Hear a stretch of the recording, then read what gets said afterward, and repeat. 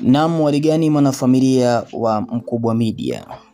Leo ninakuletea habari nyingine niliyoipata ambayo kwa namna moja ama nyingine nimeifuatilia kwa umakini sana kuhusiana na chanzo cha kifo cha MC Pilipili, na kwa namna moja ama nyingine kuwekana sawa pale ambapo hapajakaa sawa. Lakini hapa sasa ni kwamba kuna message ambayo ilikuwa ni wiki 2 zilizopita ambapo tunaelezwa kwamba hiyo message pengine ingeweza kumsababishia umauti.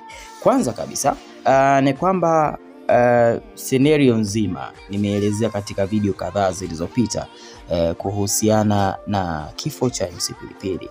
Lakini sasa kama unavyojua mtindo wa maisha yetu hapa Bongo umebadilika sasa hivi. Yani ikionekana unaongea kitu fulani basi kwa namna moja ama nyingine unakuwa huko salama. Lakini pia wengine wanatumia mwanya huo kupenyeza uovu wao. Unajua kuna wakati mwingine mtu anaweza kazungumza kitu fulani alafu atakayelaumiwa ni mtu aliye juu au vipi bwana.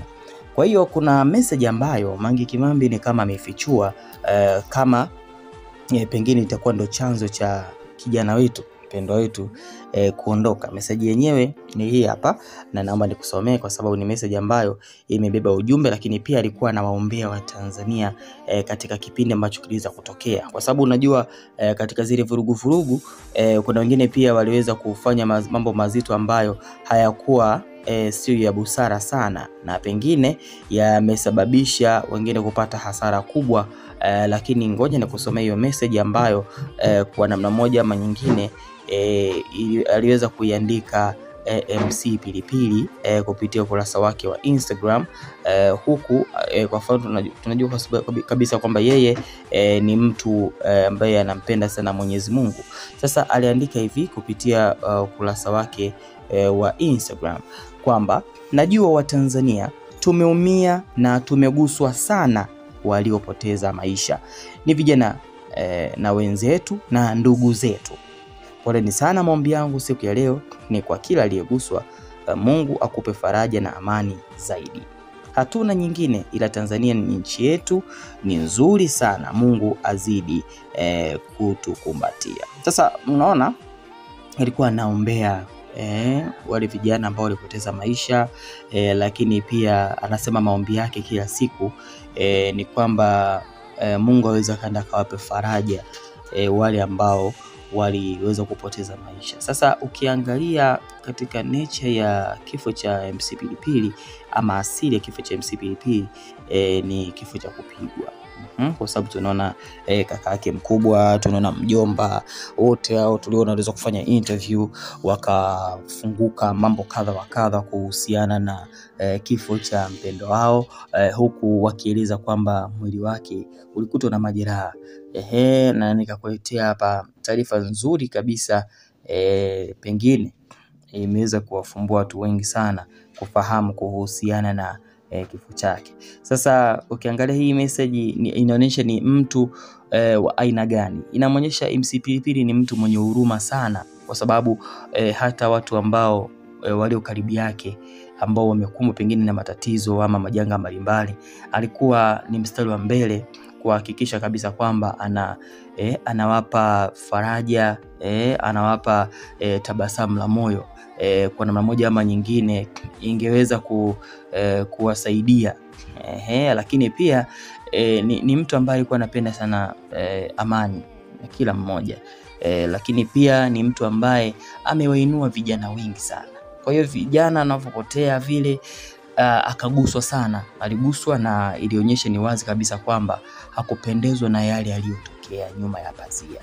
Sasa unajua mitandao hii ndio maana nasema kwamba uitumie vizuri. Kuna wakati unaweza ukatumia mtandao vibaya, mtandao ukakumaliza kabisa. Lakini pia tunaona wakati anatoka Dar es Salaam kuelekea Dodoma, inasemekana kwamba alipanda treni ya SGR akashuka pale Dodoma. Aliposhuka pale Dodoma ndio kuna simu alipokea simu kwamba kuna watu fulani wanataka kuonana naye. Kwa hiyo baada wale watu kuonana naye, baada ya kuchukua hatua ya kupanda gari dogo na kwenda kuonana na wale watu, inasemekana kwamba ndipo mambo yalipobadilika. Unaona, na kwa taarifa nimepata kutoka kwenye jeshi la polisi ni kwamba msaidizi wake alikabidhiwa mwili wa MC Pilipili akiwa tayari ameshafariki na yeye akaukimbiza hospitali.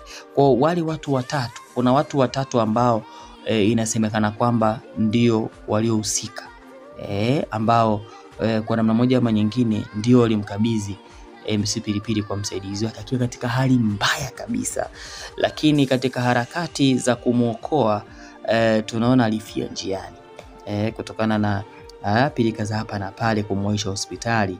Kwa bahati mbaya zaidi akafia njiani. Kwa hiyo inaonekana watu hawa walikuwa wanamwinda kwa muda mrefu sana na walikuwa wanatamani wapate nafasi ya kuweza kumdhuru, kwa sababu kama asingekuwa na ratiba Dodoma basi wala isingemkuta hivyo, kwa sababu alikuwa ni mtu ambaye ni wa furaha, lakini pia kama unafahamu alikuwa ni MC na alikuwa anapendwa na watu wengi. Ameongoza sherehe nyingi, ukifuatilia kwenye page yake Instagram anakuambia ameongoza zaidi ya sherehe 1000. Kwa hiyo ni legendary, ni legend katika masuala ya ushereheshaji, lakini pia tunamkumbuka MC Pilipili kama ni mtu ambaye aliibua vijana.